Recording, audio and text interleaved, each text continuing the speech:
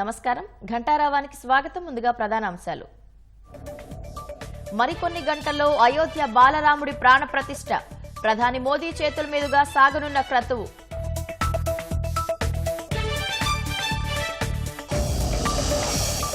రామనామ స్మరణతో మార్మోగుతున్న ఊరు వాడ. అయోధ్యకు తరలి వస్తున్న అతిరథ మహారథులు.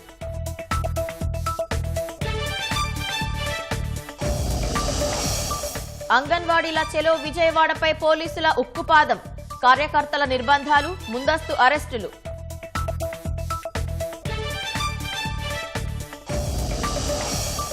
దుగరాజపట్నం పోర్టు పేరిట నమ్మించి వంచిన జగన్. రాజకీయ స్వార్థ ప్రయోజనాల కోసం నిర్మాణానికి మోకాలడ్డు. శ్రీ సత్యసాయి జిల్లా పెనుకొండలో కారు బోల్తా. తల్లి కుమారుడు దుర్మరణం, మరో ముగ్గురికి గాయాలు.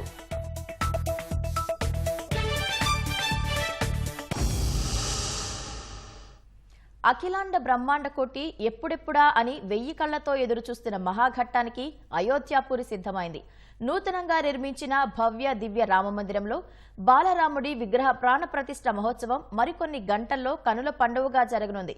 ప్రధాని మోదీ సహా 7,000 మంది అతిథుల సమక్షంలో వేద మంత్రోచ్చరణలు, మంగళ వాయిద్యాల మధ్య శాస్త్రోక్తంగా ఈ మహోత్సవాన్ని వైభవోపేతంగా నిర్వహించేందుకు శ్రీరామ జన్మభూమి తీర్థక్షేత్ర ట్రస్ట్ పెద్ద ఎత్తున ఏర్పాట్లు చేసింది. ఈ మహోత్సవం కోసం శ్రీరామ జన్మభూమి అయోధ్యను సర్వాంగ సుందరంగా ముస్తాబు చేశారు.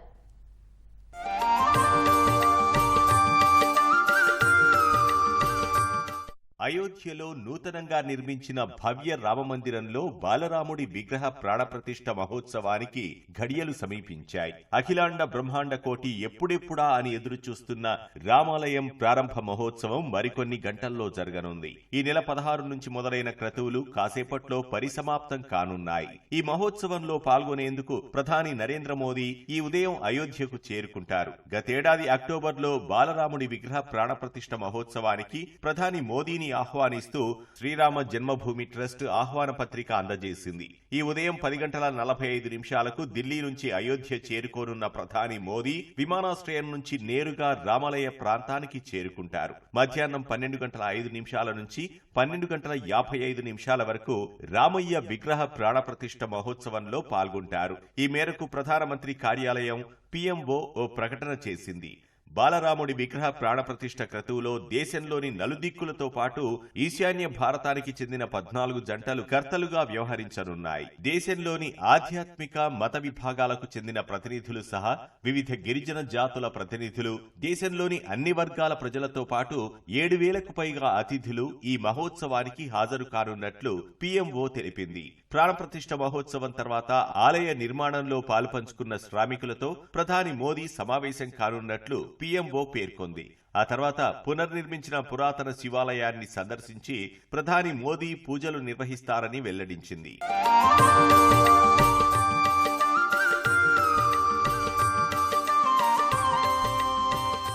అయోధ్యలో నూతనంగా నిర్మించిన దివ్య రామమందిరాన్ని G+2 పద్ధతిలో సంప్రదాయ నాగర శైలిలో నిర్మించారు.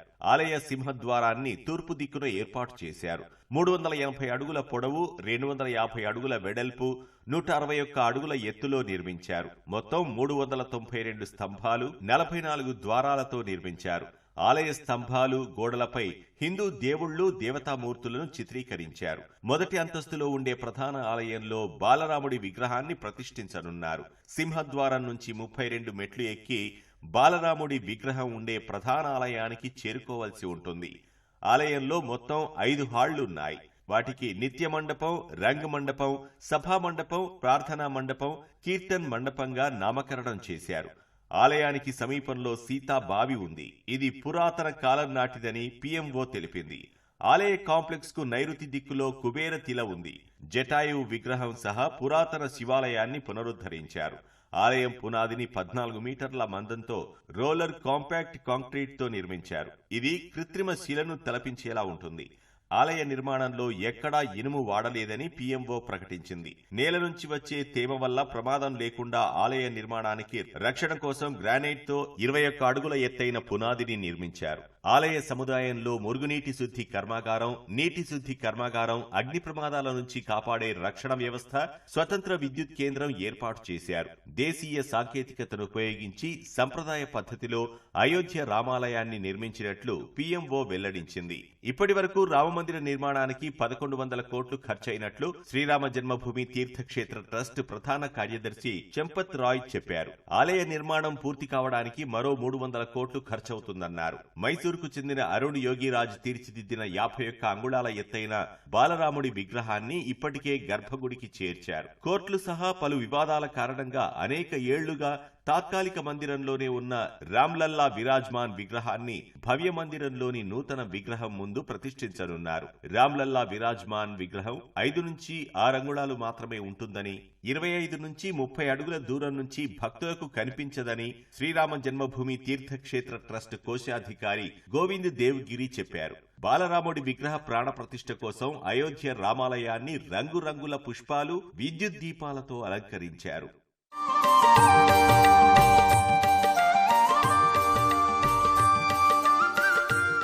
బాలరామయ్య విగ్రహ ప్రాణప్రతిష్ఠ కార్యక్రమం మంగళ వాయిద్యాల మధ్య నిర్వహిస్తామని శ్రీరామ జన్మభూమి తీర్థక్షేత్ర ట్రస్ట్ తెలిపింది. సంగీత ప్రపంచంలో పేరున్న విద్వాంసులు, మంగళ వాయిద్య కళాకారులు ఈ మహోత్సవంలో పాల్గొంటారని వివరించింది. దేశంలోని వివిధ రాష్ట్రాల్లో ప్రఖ్యాతిగాంచిన 50 సంగీత వాయిద్యాలకు ఒకే వేదికపై చోటు కల్పించినట్లు శ్రీరామ జన్మభూమి తీర్థక్షేత్ర ట్రస్ట్ తెలిపింది. ఆంధ్రప్రదేశ్ నుంచి ఘటం, కర్ణాటక నుంచి వీణ, తమిళనాడు నుంచి నాగస్వరం, మృదంగం ఈ జాబితాలో ఉన్నాయి. మొత్తం 2 గంటల పాటు మంగళ వాయిద్యాల కార్యక్రమం ఉంటుందని రామజన్మభూమి తీర్థక్షేత్ర ట్రస్ట్ సామాజిక మాధ్యమం ఎక్స్ లో పోస్ట్ చేసింది. శ్రీరామ జన్మభూమి అయోధ్య కాషాయ జెండాలతో ఆధ్యాత్మిక శోభ సంతరించుకుంది. అయోధ్యలో ఎటు చూసినా సీతాపతి కటౌట్లు, చిత్రాలే దర్శనమిస్తున్నాయి. రామయ్యను కీర్తిస్తూ విగ్రహ ప్రాణప్రతిష్ఠ మహోత్సవానికి అతిథులను ఆహ్వానిస్తూ పోస్టర్లు, హోర్డింగ్లు వందలాదిగా వెలిశాయి. రామ్ మార్గ్, సరయు నది, లతా మంగేష్కర్ చౌక్ లో రఘురాముడి కీర్తనలను ముద్రించారు. దేశంతో పాటు ప్రపంచం నలుమూలలో ఉన్న కోట్లాది మంది ప్రజలు ఈ మహోత్సవాన్ని టీవీల్లో ప్రత్యక్ష ప్రసారం ద్వారా వీక్షించనున్నారు. అయోధ్య రామ మందిరంలో రాముడి విగ్రహం ప్రాణ ప్రతిష్టకు హాజరయ్యేందుకు దేశవ్యాప్తంగా అనేక మంది ప్రముఖులు అయోధ్య బాట పట్టారు. రాజకీయ నేతలు, పారిశ్రామికవేత్తలు, సినీ తారలు, క్రీడాకారులు ఒక్కొక్కరుగా రామజన్మ స్థలానికి చేరుకుంటున్నారు. చిత్ర పరిశ్రమ నుంచి నటులు, దర్శకులు సహా అయోధ్యకు వచ్చారు. అయోధ్య రామ మందిర ప్రారంభం మహోత్సవానికి ముహూర్తంగా సమీపిస్తున్న వేళ ఈ క్రతువుకు హాజరయ్యేందుకు ప్రధాని మోదీ ఉదయం 10:25 అయోధ్య విమానాశ్రయానికి చేరుకొని మధ్యాహ్నం 12:05 నుంచి 12:55 వరకు విగ్రహ ప్రాణ ప్రతిష్ఠ కార్యక్రమంలో పాల్గొంటారు. ఇప్పటికే రాష్ట్రీయ స్వయం సేవక్ సంఘ్ అధినేత మోహన్ భగవత్, కేంద్ర మంత్రి స్మృతి ఇరానీ, తెలుగుదేశం అధినేత చంద్రబాబు, సినీ నటులు రజనీకాంత్, పవన్ కళ్యాణ్ అయోధ్యకు చేరుకున్నారు. రాముడి విగ్రహ ప్రాణ ప్రతిష్టకు కశ్మీర్ ఫైల్స్ నటుడు అనుపమ్ ఖేర్, బాలీవుడ్ సినీ దర్శకుడు మధుర్ భండర్కర్, నటి కంగనా రనౌత్, వివేక్ ఒబరాయ్ రామజన్మ స్థలానికి చేరుకున్నారు. ప్రముఖ గాయకుడు శంకర్ మహదేవన్, మాజీ క్రికెటర్ అనిల్ కుంబ్లే కూడా అయోధ్య వచ్చారు. అయోధ్య రామ మందిర ప్రారంభోత్సవానికి 7,000 మందిని ఆహ్వానించగా అందులో 506 మంది లిస్టు ఏలో ఉన్నారు. ఇందులో ప్రముఖ రాజకీయ నేతలతో పాటు దిగ్గజ పారిశ్రామికవేత్తలు, క్రీడాకారులు, దౌత్యవేత్తలు, న్యాయమూర్తులు, పూజారులు ఉన్నారు.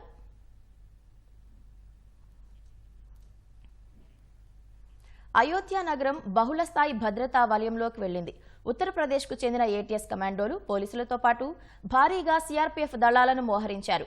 యాంటీ డ్రోన్ జామర్ వ్యవస్థను ఏర్పాటు చేశారు. 10,000కు పైగా సీసీ కెమెరాలతో అణువణువు జల్లెడ పడుతున్నారు. ఎలాంటి విపత్కర పరిస్థితులనైనా ఎదుర్కొనే శక్తి ఉన్న ఎన్డీఆర్ఎఫ్ బృందాలను అయోధ్యకు రప్పించారు. అటు ఢిల్లీలోనూ కట్టుదిట్టమైన పోలీసు భద్రత ఏర్పాటు చేశారు.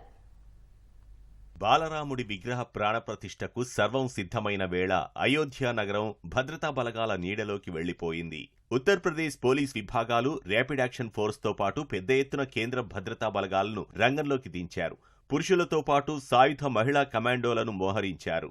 సాధారణ దుస్తులు ధరించిన పలువురు పోలీసులు ప్రజల్లో కలిసిపోయి అనుమానితుల కదలికలపై నిఘా పెట్టారు.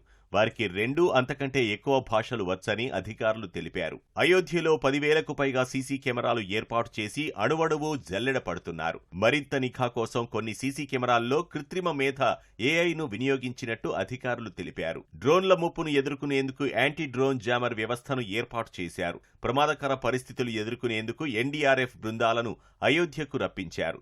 ఈ బృందాలు రసాయన, అణుదాడులు, భూకంపాలు వంటి విపత్తులను ఎదుర్కొనే విధంగా శిక్షణ పొందాయని అధికారులు తెలిపారు. అయోధ్యకు దారితీసే అన్ని మార్గాల్లో ప్రత్యేక చెక్పోస్టులు ఏర్పాటు చేశారు.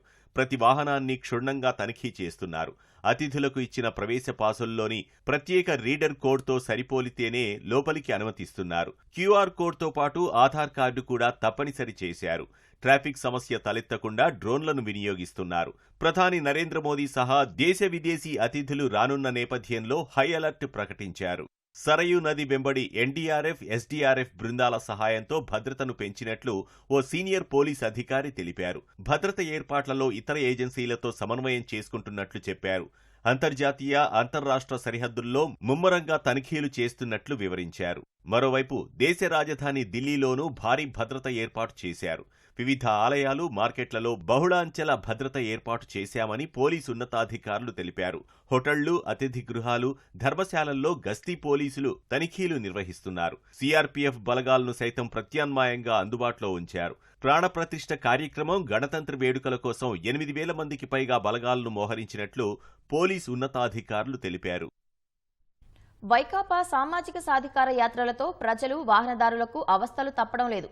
తిరుపతి జిల్లా నాయుడుపేటలో నిర్వహించిన సాధికార యాత్ర బహిరంగ సభ కోసం అడుగడుగునా ట్రాఫిక్ ఆంక్షలు విధించారు. జాతీయ రహదారిపై బహిరంగ సభ వేదిక ఏర్పాటు చేయడంతో వాహనాల రాకపోకలకు తీవ్ర అంతరాయం ఏర్పడింది. పలుచోట్ల బ్యారికేడ్లు ఏర్పాటు చేసి వాహనాలను, ఆర్టీసీ బస్సులను దారి మళ్లించారు. ఆంక్షలతో సామాన్యులు ఇబ్బందులకు గురవగా ఎమ్మెల్యే సంజీవయ్య మాత్రం తన అనుచరులతో మోటార్ సైకిల్ ర్యాలీ నిర్వహించడంపై పలువురు ఆగ్రహం వ్యక్తం చేశారు.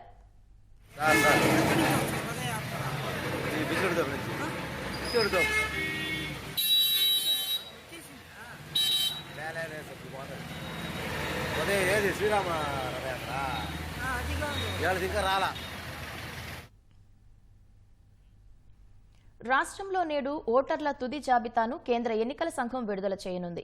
గతేడాది ప్రకటించిన ముసాయిదా జాబితాల్లో పెద్ద ఎత్తున అక్రమాలు వెలుగుచూడటంతో తప్పులను సరిదిద్దాలని ప్రతిపక్షాలు ఈసీకి ఫిర్యాదులు చేశాయి. ఎట్టకేలకు స్పందించిన ఎన్నికల సంఘం దిద్దుబాటు చర్యలు చేపట్టినా తుది జాబితా పారదర్శకతపై ఇప్పటికీ అనుమానాలు వేడటం లేదు. రాష్ట్ర భవిష్యత్తును, నేతల తలరాతలను మార్చే ఓటర్ల తుది జాబితా సిద్ధమైంది. కేంద్ర ఎన్నికల సంఘం నేడు ఓటర్ల తుది జాబితాను విడుదల చేయనుంది. గత ఏడాది అక్టోబర్ 27న విడుదలైన ముసాయిదా జాబితాలో పెద్ద ఎత్తున అక్రమాలు, అవకతవకలు చోటు చేసుకున్నాయి. వీటిపై పెద్ద ఎత్తున ప్రతిపక్ష పార్టీలు, నేతలు, ప్రజా సంఘాల నుంచి ఎన్నికల సంఘానికి ఫిర్యాదులు అందాయి. అడ్డదారుల్లో ఎన్నికల్లో గెలిచేందుకు వైకాపా చేయని ప్రయత్నం లేదు. ప్రతిపక్ష పార్టీల మద్దతుదారులు, సానుభూతిపరులు, తటస్థుల ఓట్ల తొలగింపు, తమకు అనుకూలంగా భారీగా దొంగ ఓట్లు చేర్చడాన్ని వ్యవస్థీకృతంగా కొనసాగించింది. ఓటర్ల జాబితాని వైకాపా జాబితాగా మార్చే ప్రయత్నం చేసింది. ఈ నేపథ్యంలో తుది జాబితా పారదర్శకతపై అనుమానాలు కలుగుతున్నాయి.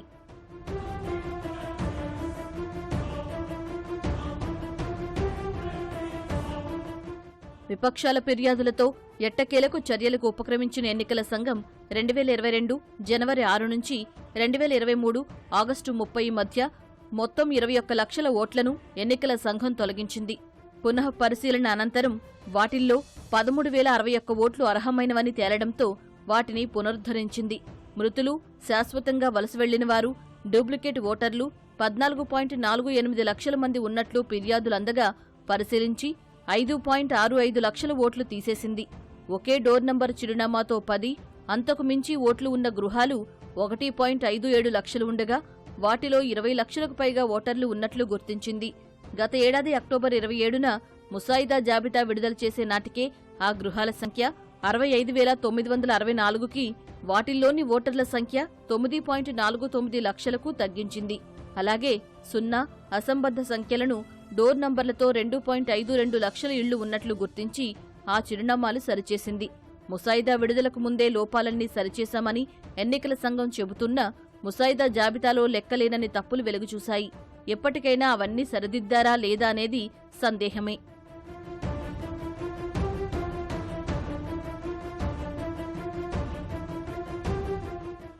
విపక్ష ఓట్లు తొలగింపే లక్ష్యంగా వైకాపా నేతలు భారీగా ఫామ్ 7 దరఖాస్తు చేశారు.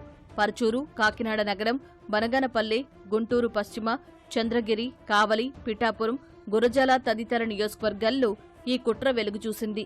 తప్పుడు దరఖాస్తుల ఆధారంగా తొలగించిన అర్హుల ఓట్లు తుది జాబితాలో పునరుద్ధరించారా లేదా అనే దానిపై స్పష్టత లేదు. వైకాపాకు అనుకూలంగా దొంగ ఓట్లు చేర్చే ప్రక్రియ భారీగా సాగింది. తిరుపతి, చంద్రగిరిలో పెద్ద ఎత్తున దొంగ ఓట్లు చేర్చారు. వీటిని తొలగించారా లేదా అన్నది తేలాల్సి ఉంది.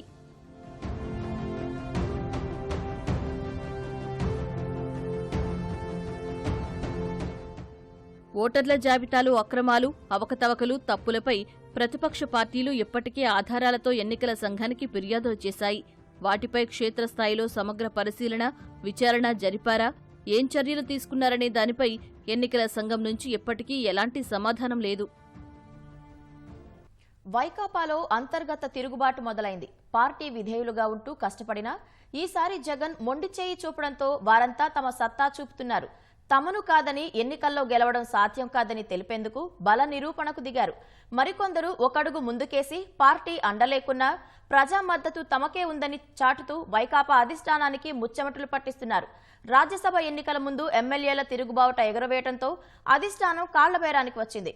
ఎమ్మెల్సీ సహా కీలక పదవులిస్తామంటూ బుజ్జగింపుల పర్వానికి దిగుతోంది.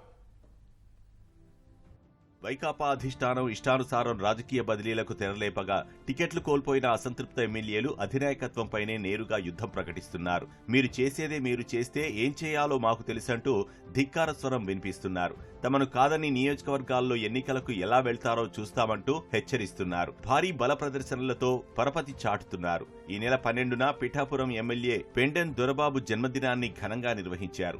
దాదాపు 30,000 మందికి విందు భోజనం ఏర్పాటు చేశారు. ఎమ్మెల్యేగా గెలిచిన తర్వాత తొలిసారి ఈ స్థాయిలో ఆయన జన్మదిన వేడుకలు నిర్వహించుకోవడం విశేషం. నాకు జనబలం ఉందని, పిఠాపురం సీటు విషయంలో జగన్ పునరాలోచించుకోవాలని ఆయన నేరుగానే అధిష్టానానికి హెచ్చరికలు జారీ చేశారు.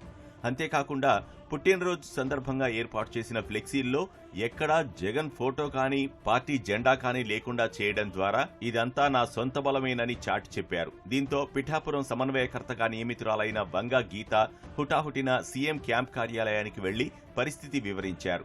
దీంతో అధిష్టానం పెద్దలు దొరబాబును తాడేపల్లికి పిలిపించుకుని బుజ్జగించే ప్రయత్నం చేశారు. అదేవిధంగా జగ్గంపేట ఎమ్మెల్యే జ్యోతుల చంటిబాబు సైతం అట్టహాసంగా నూతన సంవత్సర వేడుకలు నిర్వహించడం చర్చనీయాంశమైంది. ముఖ్యమంత్రి కాకినాడ పర్యటనకు సైతం ఆయన వెళ్లలేదు. అదే దారిలో పి గన్నవరం ఎమ్మెల్యే కొండేటి చిట్టిబాబు సైతం సీఎం సభకు దూరంగా ఉన్నారు. ఆయన బయటపడపోయినా అంతర్గతంగా చేయాల్సిన పనులు చేస్తున్నారు. దీంతో ఈ నియోజకవర్గాల్లో కొత్తగా నియమితులైన తోట నరసింహం, విప్పర్తి వేణుగోపాల్కు సహాయ నిరాకరణ భయం పట్టుకుంది. ప్రత్తిపాడు ఎమ్మెల్యే పర్వత పూర్ణచంద్ర ప్రసాద్ ప్రజా దీవెన పేరుతో పోరుబాట పట్టారు. ఈ నెల 12 నుంచి నియోజకవర్గ వ్యాప్తంగా సభలు నిర్వహిస్తున్నారు. ప్రత్యేకంగా మొబైల్ యాప్తో జనం మద్దతు కూడగడుతున్నారు. వరుపుల సుబ్బారావును సమన్వయకర్తగా నియమించగా టికెట్ మాత్రం తనదేనని ధీమా వ్యక్తం చేస్తున్నారు.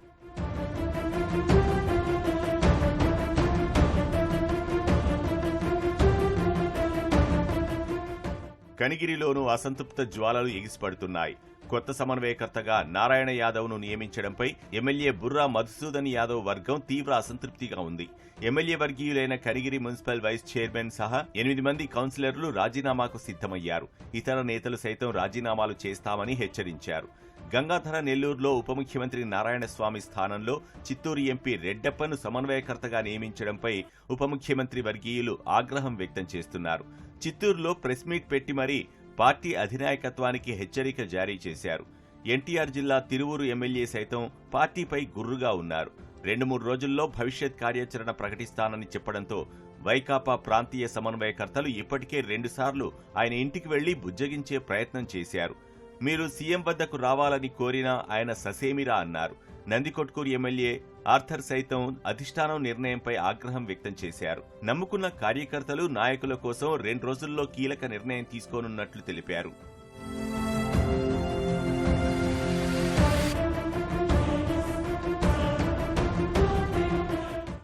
తిరుగులేని ఎమ్మెల్యేల సంఖ్యాబలంతో 3 రాజ్యసభ స్థానాలు సునాయాసంగా కైవసం చేసుకోవచ్చని భావించిన వైకాపా పెద్దలకు అసంతృప్తి ఎమ్మెల్యేల తిరుగుబావుట ఆందోళన కలిగిస్తోంది. అసంతృప్త ఎమ్మెల్యేలు పార్టీ అభ్యర్థులకు ఓటు వేస్తారన్న నమ్మకాన్ని దాదాపు వదిలేసుకుంది. ఇలాంటి వారు దాదాపు 29 మంది ఉన్నట్లు లెక్క తేలింది. మిగిలిన వారు ఖచ్చితంగా వైకాపా అభ్యర్థులకు ఓటు వేస్తేనే ఈ గండం గట్టెక్కే అవకాశం ఉంది. కానీ బయటపడకుండా లోలోపల రగిలిపోతున్న నేతల ఆంతర్యం ఏంటో అధిష్టానం పెద్దలకు అంతుపట్టడం లేదు. పలువురు అసంతృప్త ఎమ్మెల్యేలను ముఖ్య నేతలు బుజ్జగిస్తున్నారు. ఒంగోలు ఎమ్మెల్యే బాలినేని శ్రీనివాసరెడ్డితో స్వయంగా ముఖ్యమంత్రి 2-3 సార్లు చర్చించాల్సి వచ్చింది. ఆయన కోరినట్లు ఒంగోలులో ఇళ్ల పట్టాల కోసం సేకరించిన భూమికి పరిహారం మొత్తం 200 కోట్లను మంజూరు చేశారు. జిల్లాలో ఆయన కోరిన అభ్యర్థులనే 2 చోట్ల ఖరారు చేశారు. నందికొట్కూరు నియోజకవర్గంలో కొత్త అభ్యర్థిని నియమించే విషయంలో ఆ నియోజకవర్గ ఇన్ఛార్జ్ బైరెడ్డి సిద్ధార్థరెడ్డితో కూడా జగన్ 3 సార్లు కూర్చొని మాట్లాడాల్సి వచ్చింది.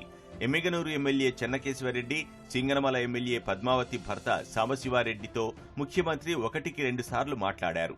మీ నియోజకవర్గంలో ఎమ్మెల్యే టికెట్ ఎవరికి ఇచ్చినా పెత్తనం మాత్రం మీదే ఉంటుందంటూ బ్రతిమలాడుకోవాల్సి వచ్చింది. పెనమలూరు ఎమ్మెల్యే పార్థసారథితో సీఎం గంటసేపు మాట్లాడినా ఆయన వెనక్కి తగ్గలేదని తెలిసింది. పార్టీ ముఖ్య నేతలు బుజ్జగించినా దిగొచ్చేలా కనిపించడం లేదు. ఆధునిక జీవన విధానంలో వచ్చిన మార్పులతో మానసిక సమస్యలు అధికమయ్యాయి. విదేశాలతో పోలిస్తే మన దేశంలో మానసిక రుగ్మతలపై అవగాహన చాలా తక్కువ. ఫలితంగా ఈ లక్షణాలతో బాధపడే వారి సంఖ్య రోజురోజుకు పెరుగుతోంది. చిన్నారులు, యువత, వృద్ధులు అనే తేడా లేకుండా అందరూ డిప్రెషన్ బాధితులుగా మారుతున్నారు. ప్రశాంతంగా ఉన్న జీవితాల్లో ప్రళయం సృష్టిస్తున్న మానసిక సమస్యలకు అత్యుత్తమ వైద్య సేవలందిస్తోంది గుంటూరులోని మహాత్మాగాంధీ సమగ్ర ఆరోగ్య సంరక్షణ సంస్థ. మానసిక సమస్యలపై సమాజంలో పరిపూర్ణ అవగాహన కల్పిస్తూ అత్యుత్తమ సేవలతో ఎలాంటి లాభాపేక్ష లేకుండా ముందుకు సాగుతోంది. సామాన్యుల నుంచి సంపన్నుల వరకు అందరినీ వేధిస్తున్న సమస్య మానసిక కుంగుబాటు. దీపికా పదుకునే, సమంత వంటి స్టార్ హీరోయిన్లు సైతం దీని బారి నుంచి తప్పించుకోలేకపోయారు. ప్రపంచవ్యాప్తంగా దాదాపు 26 కోట్ల మందికి పైగా ఈ రుగ్మతతో బాధపడుతున్నారు. ఇక యాంగ్జైటీ డిజార్డర్ల గురించి ప్రత్యేకంగా చెప్పనవసరం లేదు.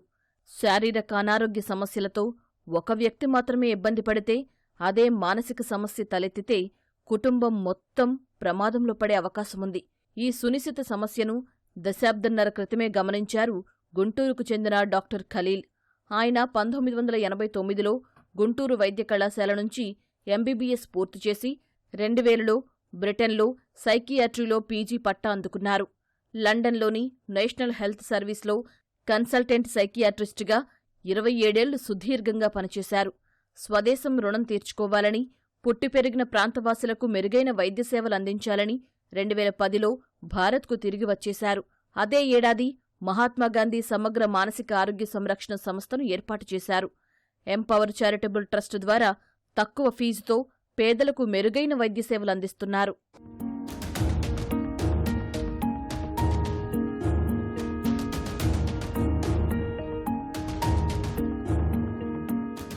చాలామందికి ఇప్పుడు ఒక కళంకంలాగా తయారైంది. అది రెడ్యూస్ చేయాలనే ఉద్దేశంతో మేము ఇక్కడ physical health, chronic medical disorders అంటే diabetes, hypertension, hypothyroidism, vitamin D deficiency, anaemia, ఇట్లా కొలెస్ట్రాల్, ఇట్లాంటి లైఫ్ స్టైల్ డిసీజెస్ని అడ్రస్ చేయడం కోసం అని చెప్పి ట్రీట్మెంట్ ఇక్కడ మేము మొదలు పెట్టడం జరిగింది. ఇక్కడ అన్ని ఫెసిలిటీస్ కూడా బేసిక్ బ్లడ్ ఇన్వెస్టిగేషన్స్, ఈసీజీ అన్నిటితో కూడా ఉన్నాయి. మానసిక సమస్యలను రోగాలుగా కూడా చూడని ప్రజల్లో అవగాహన కల్పించేందుకు మహాత్మాగాంధీ సమగ్ర మానసిక ఆరోగ్య సంరక్షణ సంస్థ తరపున ఖలీల్ అనేక కార్యక్రమాలు చేపట్టారు. ప్రభుత్వ కార్యాలయాలు, పాఠశాలల్లో ప్రత్యేక కార్యక్రమాలు నిర్వహించారు. లండన్లో వైద్యులుగా మంచి ఆదాయాన్ని వదులుకొని వచ్చిన ఖలీల్ ఎలాంటి ఆదాయం రాకపోయినా దాతలు, తోటి వైద్యుల సహకారంతో 14 ఏళ్లుగా మహాత్మాగాంధీ సమగ్ర మానసిక ఆరోగ్య సంరక్షణ సంస్థను విజయవంతంగా నిర్వహిస్తున్నారు. ఈ సంస్థ నిర్వహణలో డాక్టర్ ఖలీల్కు ఆశావాహుల, ఇతర వైద్యులు చక్కటి తోడ్పాటు అందిస్తున్నారు. నిద్ర సమస్యలు, స్వీయ సహాయం, మానసిక కుంగుబాటు, బైపోలార్ డిజార్డర్, ఉన్మాద వ్యాధి, స్కిజోఫ్రీనియా, డిమోన్షియా, మద్యానికి బానిసగా మారడం, పొగ తాగడం, దంపతుల సమస్యలు వంటి మానసిక సమస్యలకు ఉత్తమ వైద్యం అందించేందుకు కృషి చేస్తున్నారు. మెంటల్ హెల్త్ ఇష్యూస్ మీద స్టిగ్మా, అంటే జనాలు రోగంతో బాధపడటానికి కూడా రెడీగా ఉన్నారు కానీ వచ్చి ట్రీట్మెంట్ తీసుకోవడానికి రెడీగా లేరు. సో బయటికి వెళ్తే వీళ్ళు ఏమనుకుంటారో, లేకపోతే మా ఇంట్లో మెంటల్ హెల్త్ ఉన్నాళ్ళంటే మా పిల్లలకు సంబంధాలు రావు, లేకపోతే మమ్మల్ని అదోలా చూస్తారేమో, అయినా నాకు మెంటల్ ఏంటి, ఇట్లా అన్నమాట. ఇప్పుడు కన్నన్నాక చత్వారం వస్తుంది, అలాగే మెదడు అన్నాక పనిచేసే విధానంలో చాలా మార్పులు వస్తాయి. అప్పుడు ఏంటంటే మానసికంగా ఆలోచనల్లో కానివ్వండి, లేకుంటే కనుక ఏదైనా కోపము ఇట్లాంటి వాటన్నిటిని ఇది చేయడంలో తేడాలు వస్తాయి. సో మనం ఏంటంటే ఎక్కువ శాతము ఆ ఫేజ్ని దాటడానికి మెడికల్ హెల్ప్ ఇస్తాం తప్పించి మిగతా అంతా కూడా సొంతగా తన కాళ్ళ మీద తన ఇష్యూస్ని తను డీల్ చేసుకునే విధంలాగానే మహాత్మా గాంధీని డెవలప్ చేస్తాం. 2010 ప్రారంభం నుంచి అద్దె భవనాల్లో అనేక సమస్యలతో సావాసం చేస్తూ సంస్థను నడిపిస్తున్న డాక్టర్ ఖలీల్ బృందం దాతల సహకారంతో ఇటీవలే గుంటూరు కొత్తపేటలో సొంత భవన నిర్మాణాన్ని పూర్తి చేసింది. ఈ నూతన భవనాన్ని ప్రభుత్వ ప్రత్యేక ప్రధాన కార్యదర్శి ఎంటీ కృష్ణబాబు ప్రారంభించారు. మానసిక వైద్యంతో పాటు షుగర్, బీపీ, థైరాయిడ్ లాంటి శారీరక సమస్యలకు సేవల్ని విస్తరిస్తూ సంస్థ పేరును మహాత్మాగాంధీ సమగ్ర ఆరోగ్య సంరక్షణ సంస్థగా మార్చారు. చికిత్స ద్వారా ఆరోగ్యం మెరుగుపడిన వారు తమకు నచ్చిన రీతిలో విరాళాలు ఇస్తే ఆసుపత్రి నిర్వహణ కోసం స్వీకరిస్తున్నారు. విహారయాత్ర ఆ కుటుంబంలో విషాదాన్ని మిగిల్చింది. శ్రీ సత్యసాయి జిల్లా ధర్మవరానికి చెందిన తులసమ్మ, ఆమె కుమారుడు పార్థసారథి కుటుంబంతో కలిసి కంచికి వెళ్లి తిరిగి వస్తుండగా ప్రమాదం జరిగింది.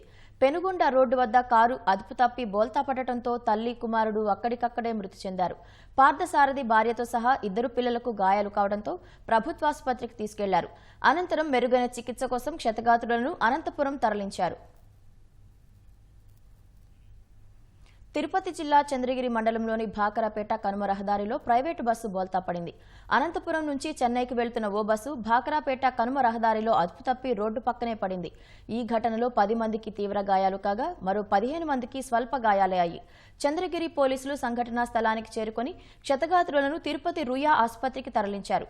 ప్రమాద సమయంలో బస్సులో మొత్తం 35 మంది ప్రయాణికులు ఉన్నారు.